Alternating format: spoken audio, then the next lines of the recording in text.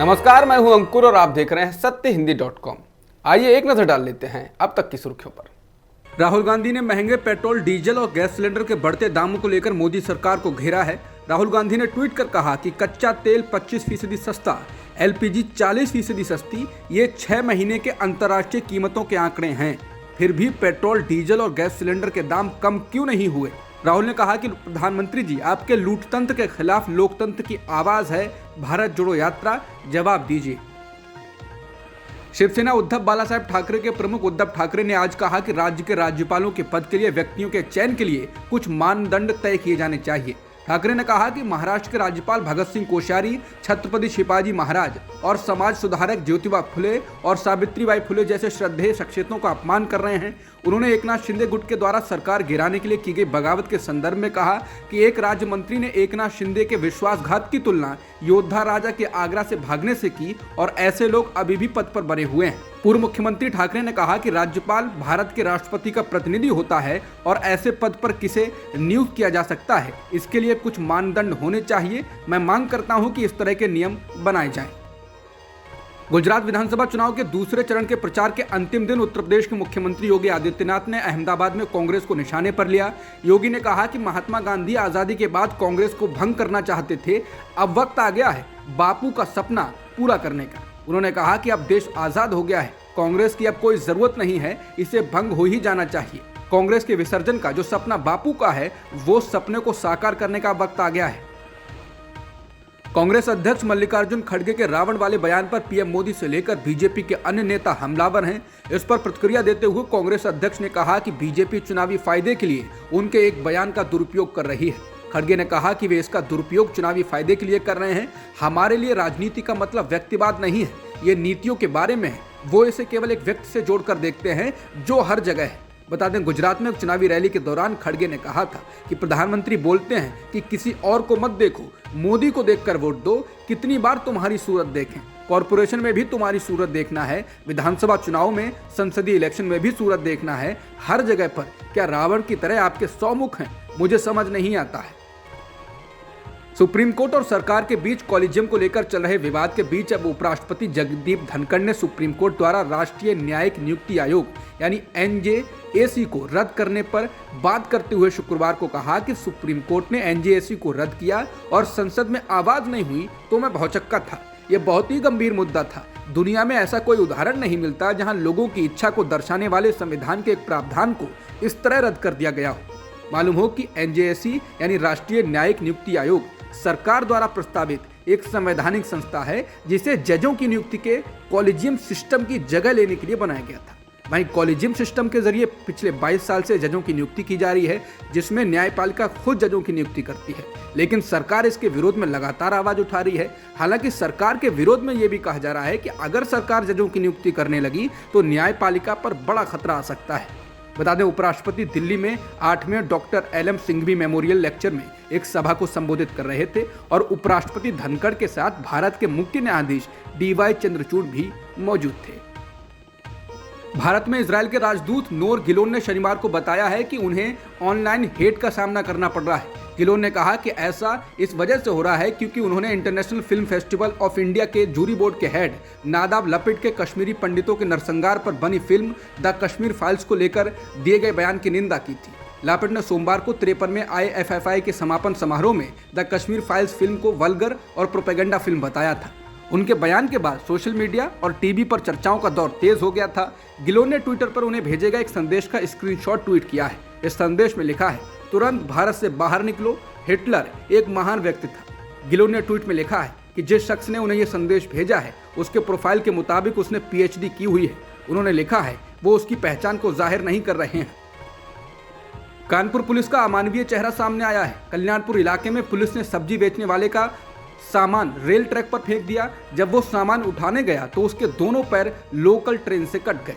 इस घटना का वीडियो सोशल मीडिया पर वायरल होने के बाद एक पुलिसकर्मी को सस्पेंड करके मामले की लीपापोती कर दी गई है। स्थानीय लोगों ने मीडिया के सामने आरोप लगाया कि लोकल पुलिस हर सब्जी बेचने वाले से रोजाना 50 रुपए वसूलती है, इसके बावजूद सब्जी बेचने वालों को भगा दिया जाता है। Additional DCP west Lakhan Yadav ने आरोपों से इनकार किया और कहा कि ट्रैफिक के लिए क्षेत्र को साफ करना एक नियमित अभ्यास का हिस्सा है। डीसीपी लखन यादव ने कहा, इरफान उर्फ लड्डू रेलवे ट्रैक के पास सब्जी बेच रहा था। पुलिस के आने पर वो जल्दी से खाली करने के लिए दौड़ा तो उसका तराजू पटरियों पर गिर गया। उसे उठाने के चक्कर में उसके दोनों पैर ट्रेन के नीचे आ गए। इरफान को अस्पताल में भर्ती कराया गया है और इलाज चल रहा है।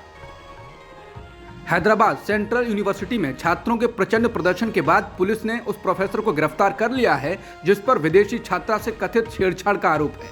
हैदराबाद की गाचीबावली पुलिस ने शनिवार को प्रोफेसर के खिलाफ छात्रा के साथ छेड़छाड़ की कोशिश का मामला दर्ज किया।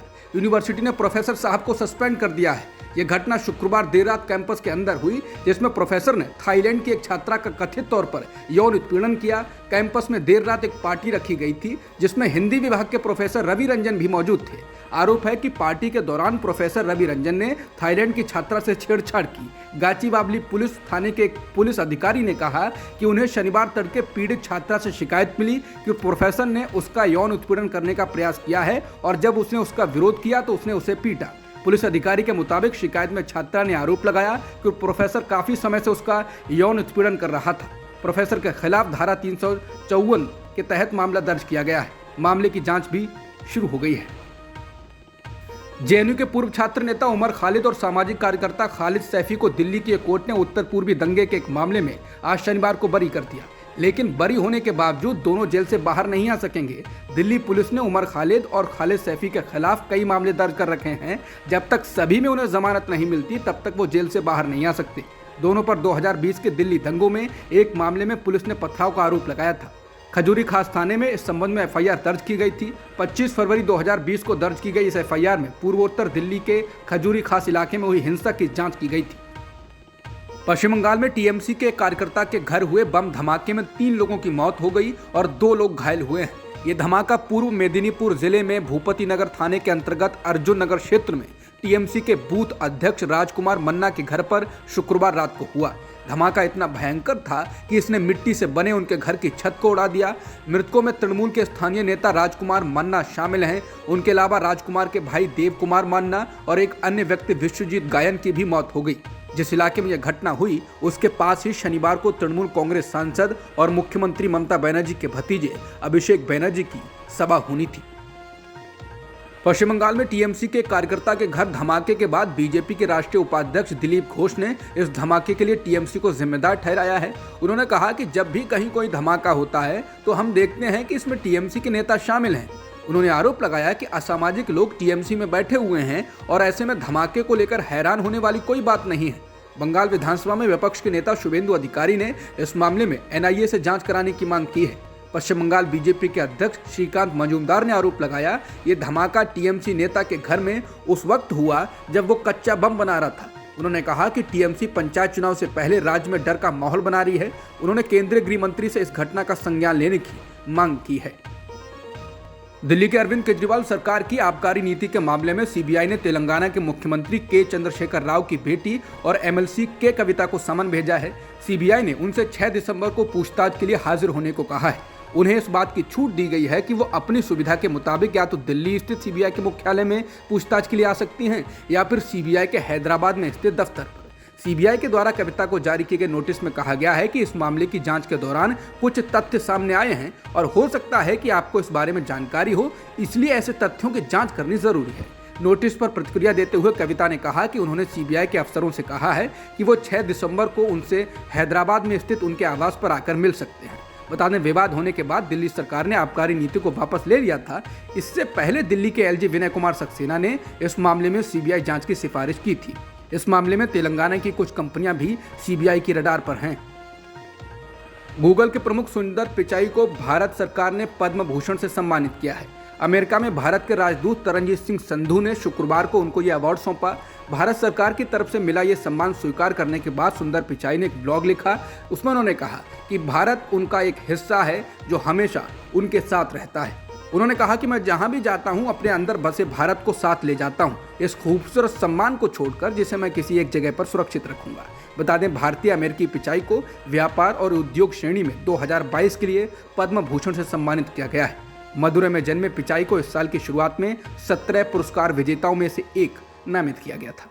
अब तक की खबरों में इतना ही। बाकी खबरों के लिए बने रहिए सत्यहिंदी.com के साथ।